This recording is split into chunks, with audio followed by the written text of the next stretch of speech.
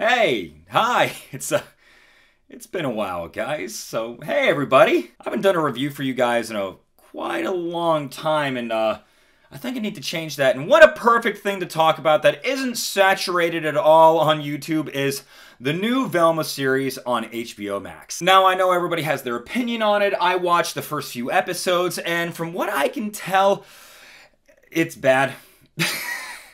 I mean, it's pretty bad.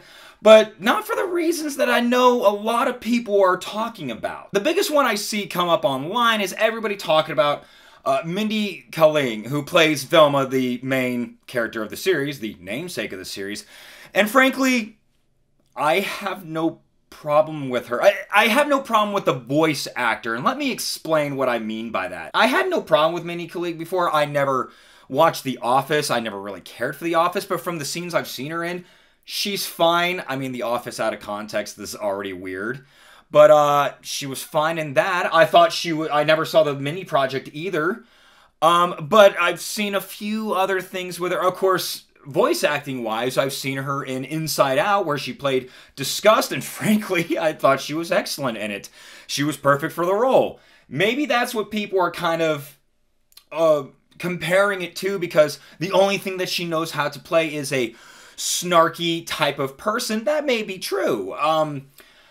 I find nothing wrong with her voice herself. I'm sure she's a lovely actress. I think she kind of is a lovely actress. I don't really have that big of an opinion of her besides a couple voice acting roles where I think she's fine. Because again, the voice actor is not the problem in this Velma TV show.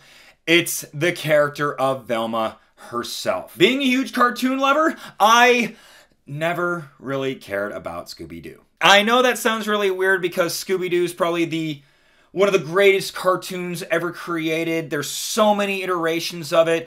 Live action movies, animated films that have just been loved by so many people, and that's all well and great. I got nothing against Scooby-Doo. I just never really cared about the concept of the mystery gang with their stereotypical type of roles, Fred being the leader, Daphne being the cute one, Velma being the smart brains, Shaggy being the stoner coward, and then Scooby-Doo being a talking dog. There's nothing wrong with their characters. I just found them rather boring. Maybe it's my weird way of thinking, but I always found them a little boring. I don't know what it was. Velma probably being the biggest one. But, you know, kind of interesting that they would go and create a TV series with probably what I thought was one of the more boring characters. I mean, Fred's kind of boring. Ascots. But Shaggy was always the interesting one with Scooby because they were always the cowards and didn't want to do all these things, which was going into a haunted house or mansion or castle or whatever, and they would have to be fed dog food in order to go in. And then they are ending up the heroes because they run away from the monster. And then, you know, it reveals to be the groundskeeper that didn't like the heir to the mansion or something like that. And as we all know, Scooby-Doo has gone through so many iterations where it comes to movies, like the monsters are now real as opposed to a guy in a mask. Or they do that in the live-action film as well. Or meeting characters like WrestleMania characters, or I think the band Kiss was in a special at one point. Cool. Absolutely nothing wrong with Kiss. I do love me some Kiss music.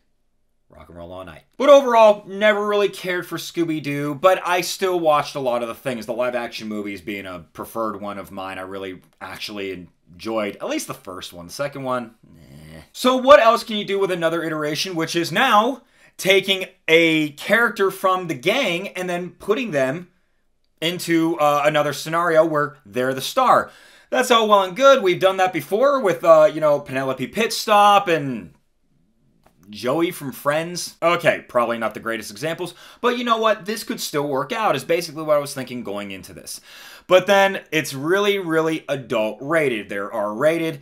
Lots of, you know, nudity and swearing and stuff because, I mean, it's never gone wrong when you take a family-friendly, you know, children's cartoon, even a rather edgy one, and then making it as adult and crude as possible.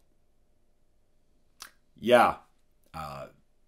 Never a bad idea. But all the other changes were moot to me. I didn't really care that they made Velma darker skin to match Mindy.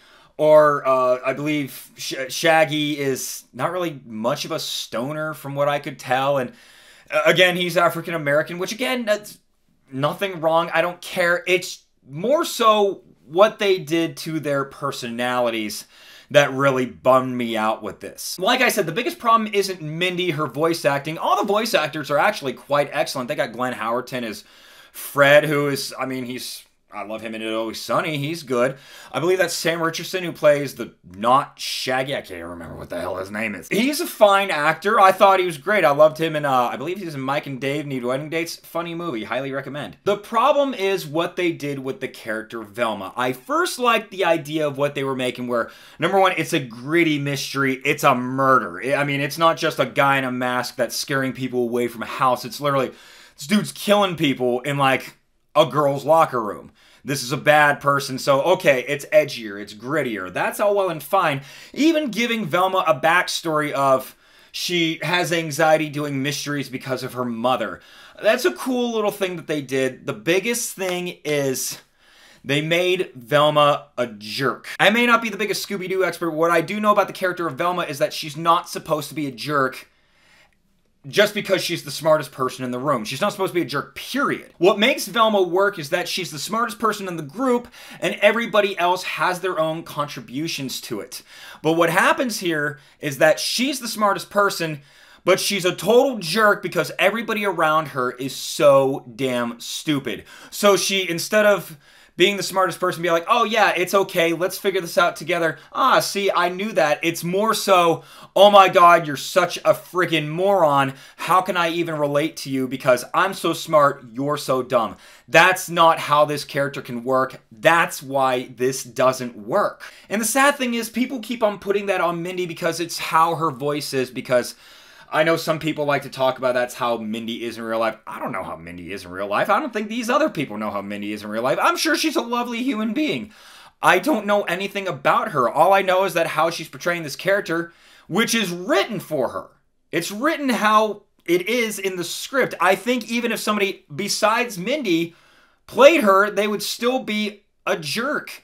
Where everybody else is such a moron and it's the character of Velma being, I'm so much better than everybody. Everybody else is stupid. You want a lesson on making the smartest person in the room not be a jerk? Watch the TV show Kim Possible. That's what makes that one work so well. Because Kim has like a mother as a neurosurgeon, a dad as a rocket scientist, her brothers are super smart too. Yes, she hangs out with Ron, who isn't the brightest guy, but in the end, she still saves the day and she's not a jerk about it. She doesn't make Ron feel less than because he's not as smart as her. That's what makes it work. I believe somebody on Twitter even said it to me about it. About this Velma series when I had discussions about it. Somebody said the best way to make Sherlock smart is just to make him smarter than Watson, not to make Watson be dumb. And that's a great example.